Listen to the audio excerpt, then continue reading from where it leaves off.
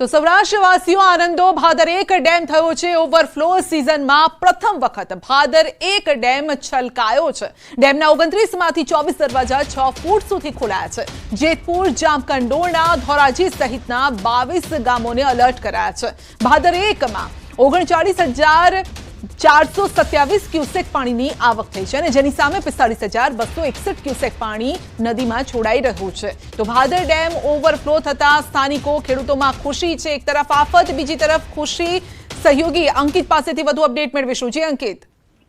ચોક્કસ સંધ્યા, ખાસ કરીને વાત કરવામાં આવે તો રાજકોટ શહેરને પીવાનું પાણી પૂરું પાડનારો આ સતત ત્રીજો ડેમ છે કે જે ઓવરફ્લો થઈ ચૂક્યો છે। આની પહેલાની જો વાત કરવામાં આવે તો ન્યારી એક છે તે ઓવરફ્લો થઈ ચૂક્યો છે, આજી એક ઓવરફ્લો થઈ ચૂક્યો છે।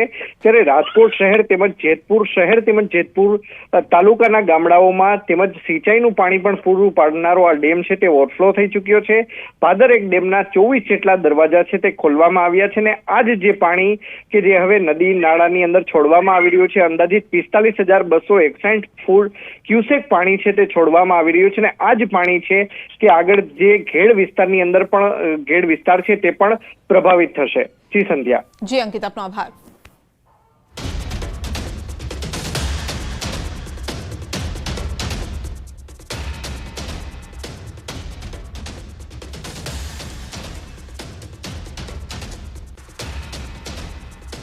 તો જેતપુર, જામકંડોરણા સહિતના જે વિસ્તારો છે જળબંબાકાર છે। સૌરાષ્ટ્રવાસીઓ માટે એક આનંદના સમાચાર પણ આવ્યા છે। ભાદર 1 ડેમ છલકાયો છે, હવે તેનું પાણી નદીમાં છોડાઈ રહ્યું છે, પરંતુ આગળ જે કાંઠાના વિસ્તારો છે તેમના માટે મુશ્કેલી છે।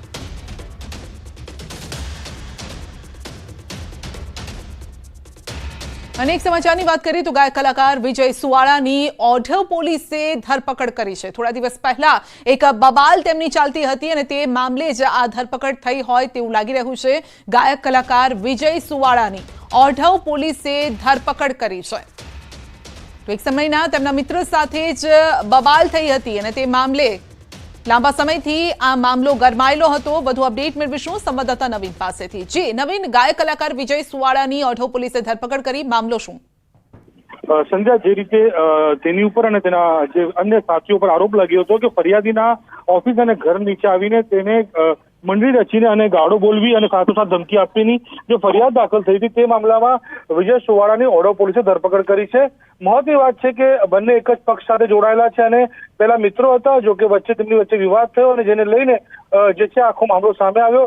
હાલ ઓઢવ પોલીસે વિજય સુવાળાની ધરપકડ કરીને આગળની જે કાર્યવાહી છે તે શરૂ કરી છે। જી આપનો આભાર।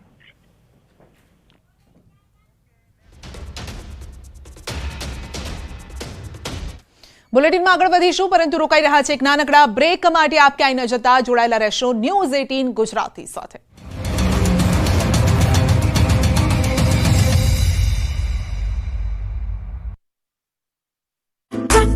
ગામમાં જ્યાં જુઓ ત્યાં પાણી જ પાણી છવાયું। આ બાજુ આણંદના મુખ્ય 3 તળાવ ઓવરફ્લો થતા જળબંબાકારની સ્થિતિ સર્જાઈ। લૂટીશ્વર તળાવ, ગોયા તળાવ, મોટું તળાવ ઓવરફ્લો થયું, ધસમસતા પાણી ભરાતા અનેક માર્ગ બંધ કરાયા। વાત ખેડાની કરીએ તો અહીંયા મેઘાએ બધું ખેદાન મેદાન કરી નાખ્યું છે। વરસાદ એવી તારાજી સર્જી બધું જ રમણ ભમણ થઈ ગયું। સાંબેલાધાર વરસાદ ખાબક્યા બાદ સ્થળ ત્યાં જળની સ્થિતિ સર્જાઈ। ખેડાથી તારાપુરને જોડતા રોડ પર 3 ફૂટ પાણી ભરાયા। રસ્તો બંધ કરાયો। જિલ્લામાં 7 થી વધુ સ્ટેટ હાઈવે અને 12 થી વધુ ગ્રામ પંચાયતના રોડ બંધ કરવા પડ્યા। ખેડાનું બસ સ્ટેશન પાણીમાં ગરકાવ થઈ ગયું। બસ સ્ટેશન જાણે પાણીનું સ્ટેશન બન્યું હોય તેવું લાગી રહ્યું છે। કમર સુધી પાણી ભરાતા મુસાફરો અટવાયા। ડાકોરમાં વરસાદ બંધ થયો પણ હજી નથી ઓસર્યા પાણી। ડાકોર બેટમાં ફેરવાયું, જ્યાં જુઓ ત્યાં પાણી જ પાણી નજરે પડ્યું। યમુના કુંજ, યમુના પાર્ક, બંસરી પાર્ક સોસાયટીમાં ભરાયા પાણી। નવાપુરા વિસ્તાર, ગાયત્રી મંદિર રોડ સહિતના અનેક વિસ્તારોમાં ભરાયેલા છે પાણી। મકાનોમાં પાણી ઘૂસી જતા ઘરવખરીને નુકસાન થયું। ઉત્તર ગુજરાતમાં પણ આકાશમાંથી આફત વરસતા મહેસાણાથી લઈ ઊંઝા, પાટણથી લઈ મોડાસા, બહુચરાજીથી લઈને વડનગર સુધી જળબંબાકારની સ્થિતિનું નિર્માણ થયું। ભારે વરસાદના પગલે ઊંઝા શહેર બેટમાં ફેરવાયું, ત્યારે ઉમિયા માતાજી મંદિર પાસે 5 થી 6 ફૂટ પાણી ભરાતા જીવન થંભી ગયું। ત્યારે માતાજીના દર્શન કરવા આવેલા યાત્રિકોની એક કાર પણ અડધી ડૂબી ગઈ હતી।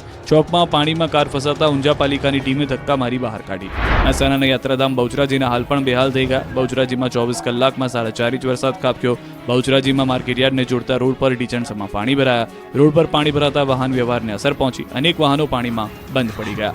હવે તબાહીના આ દ્રશ્યો જુઓ. વડનગરમાં મલેકપુરમાં ભારે વરસાદથી ગામનું ભૈરવ દાદાનું મંદિર પાણીમાં સમાયું. દ્રશ્યોમાં જોઈ શકાય છે કે આખું મંદિર પાણીમાં ગરકાવ થઈ ગયું. મંદિર ગ્રાઉન્ડમાં બેસવા મૂકવા માટે મૂકેલા બાકડા સહિત બધું જ પાણીમાં ડૂબ્યું. તો મહેસાણાના કાશી વિશ્વનાથ મંદિરના પગથિયા સુધી પાણી ભરાયું. ભારે વરસાદ બાદ રાધનપુર રોડ પર આવેલા મંદિરમાં પાણી એન્ટ્રી મારતા ભક્તો ડરી ગયા. સીલિંગ રોડ પર પણ પાણી ભરાતા રહીશો પરેશાન થયા. ઉત્તર ગુજરાત પર પણ મેઘો મહેરબાન થયો છે, ત્યારે મોડાસાની વિસ્તારથી 15થી વધુ સોસાયટીઓ બેટમાં ફેરવાઈ છે. લીમડા તળાવના દરવાજામાં લીકેજથી પાણીએ સોસાયટીમાં તબાહી મચાવી. 800થી વધુ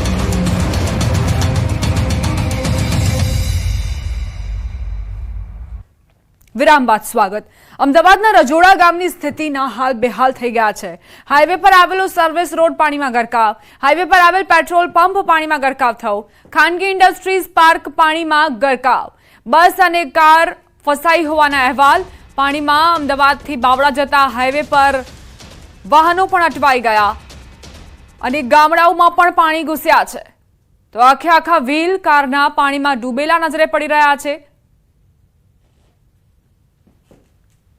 ગુજરાતના હજુ પણ અનેક વિસ્તારો છે જેમાં રેલ એલર્ટ અપાયું છે. હજુ પણ વેધર વિભાગે અનુમાન કર્યું છે કે ભારેથી અતિ ભારે વરસાદ થશે. ત્યારે આપ જોઈ શકો છો કે અમદાવાદ રાજકોટ જે નેશનલ હાઈવે છે, નેશનલ હાઈવે ઉપર આવેલા જે પેટ્રોલ પંપો છે તેની શું અવદશા થઈ છે હું આપણે દ્રશ્યો બતાવી રહ્યો છું. આ મુખ્ય હાઈવેના જે પેટ્રોલ પંપ છે તેમાં પાણી ઘૂસી ગયા છે તે પ્રકારની સ્થિતિ છે. આપ કલ્પના કરો કે કઈ રીતનો વરસાદ છે તે ગુજરાતમાં હાલ વરસી રહ્યો છે અને લોકોને કઈ રીતની પરેશાની થઈ રહી છે. મુખ્ય નેશનલ હાઈવે છે, કદાચ જે લોકો અહીંથી પસાર થતા હોય, પોતાની ગાડીમાં ડીઝલ પેટ્રોલ લેવું હોય તો પણ તેને તકલીફ પડે તે પ્રકારના માહોલ જે દ્રશ્યો જોવા મળી રહ્યા છે. એક વ્યક્તિ પણ મારી પાસે ઊભા છે. તારી પાસે આ શું છે? તું ડીઝલ લેવા માટે અહીંયા આવ્યો છે? ડીઝલ લેવા માટે આવ્યો છું પણ પેટ્રોલ પંપ જ બંધ છે. હવે શું કરું? તારી ગાડી બંધ પડી છે આગળ? હા, ગાડી આગળ બંધ પડી છે. આ જોઈ શકો છો ગાડી આગળ બંધ પડી છે. આ કેટલા દિવસથી અહીં છે આ પ્રકારના પાણી ભરાયેલા છે અહીં? સાહેબ 3 દિવસથી આ પ્રકાર છે. આમાં 24 કલાક થઈ ગયા. 24 કલાકથી પાણી છે અંદર. ઓફિસમાં પણ પાણી છે, અંદર પણ પાણી છે. હજુ પણ જો અમદાવાદ શહેરમાં વરસાદ પડે તો કઈ પ્રકારની સ્થિતિ છે તે ગુજરાતના અનેક વિસ્તારોમાં થશે. કારણ કે જે સતત જે વરસાદ વરસી રહ્યો છે તેના કારણે જનજીવન ઉપર સૌથી મોટી અસર અહીં જોવા મળી રહી છે. ક્રમશ સૈનિક મહેતા સાથે પ્રણવ પટેલ, ન્યૂઝ 18 અમદાવાદ. આગળ વાત કરીએ વડોદરાની. વડોદરામાં વરસાદે તબાહી મચાવી. છાણી વિસ્તારમાં ઘરોમાં પાણી ભરાયા. એકતાનગરમાં વરસાદી પાણીનું સામ્રાજ્ય છવાયું છે. ઘરોમાં 5 થી 6 ફૂટ પાણી ભરાયા. લોકોએ આખી રાત જાગતા વિતાવી. ભૂખ્યા તરસ્યા પાણીમાં આખી રાત કાઢી. ઘર વખરી અનાજ સામાન પાણીમાં પલળ્યા. ઘરમાં અનાજ ચીજ વસ્તુઓ બચાવવા પૂર પીડિતોની મથામણ પણ સતત ચાલુ રહી.